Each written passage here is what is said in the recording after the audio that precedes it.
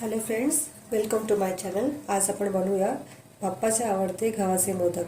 चला तर मग रेसिपी सुरुवात करूया. सर्वात आधी मी कढई गरम करत ठेवलेली आहे. त्याच्यामध्ये आपण तूप टाकूया.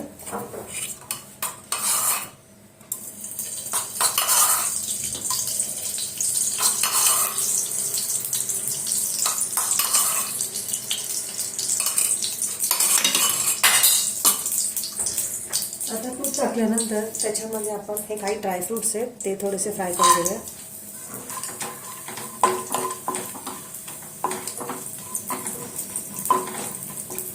ड्रायफ्रूट थोडेसे लालसर होईपर्यंत आपल्याला गरम करायचे.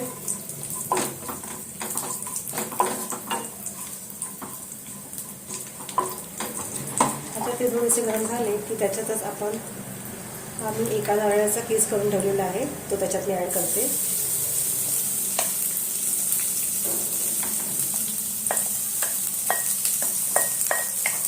तो आपल्याला मंद गॅसवरती छान परतून घ्यायचं.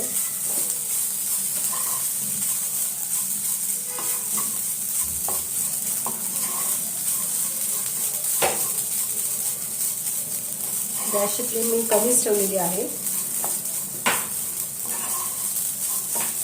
असं आपल्याला छान व्यवस्थित असं भाजून घ्यायचं आहे.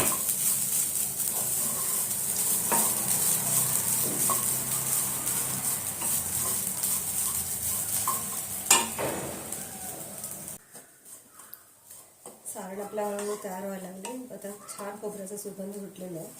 त्याच्यामध्ये आता आपल्याला गूळ ॲड करायचं आहे. जेवढा नारळ मी घेतलेला आहे त्याच अंदाजाने मी याच्यामध्ये खोबरं ॲड करते, गूळ ॲड करते.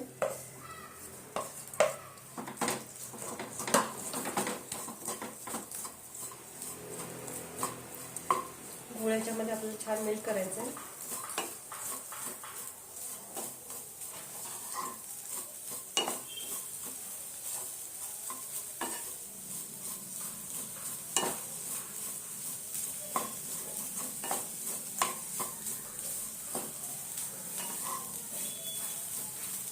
त्याच्यात मी थोडंसं मीठ टाकते. कोणतीही गोष्ट मिठाशिवाय पूर्ण होत नाही, त्यामुळे थोडंसं हलकंसं मीठ टाकलेलं आहे मी त्याच्यामध्ये.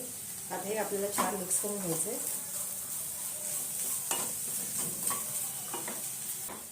अशा प्रकारे आपलं सारण तयार झालेलं आहे. छान असा सुगंध वेगळं सारणाचा तुपामुळे त्याला असा खमंग वास आलेला आहे. आता आपण त्याच्यामध्ये चवीपुरती थोडंसं वेलची पावडर टाकूया. त्याच्यामुळे सारणाला अतिशय छान सुगंध येतो आणि टेस्टही छान लागते.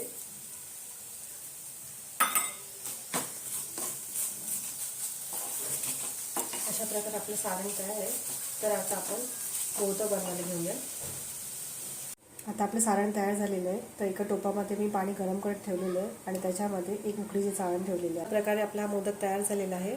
अशा पद्धतीने मी सर्व मोदक तयार करून घेते आणि मग वाफवून घेते, तुम्हाला दाखवते. अशा प्रकारे मी सर्व मोदक रेडी करून घेतले. चला तर आपण याला वाफवून घेऊयात. चला आता आपण हे मोदक वाफवून घेऊयात. आता आपले मोदक रेडी आहेत. तर आता आपण याची प्लेटिंग करूया. आता आपले मोदक रेडी आहेत. बघा किती छान दिसत आहेत. तुम्ही नक्की माझी रेसिपी ट्राय करून बघा. आणि जर माझ्या चॅनलवर तुम्ही नवीन असाल तर लाईक, शेअर आणि सबस्क्राईब करायला विसरू नका. थँक्यू.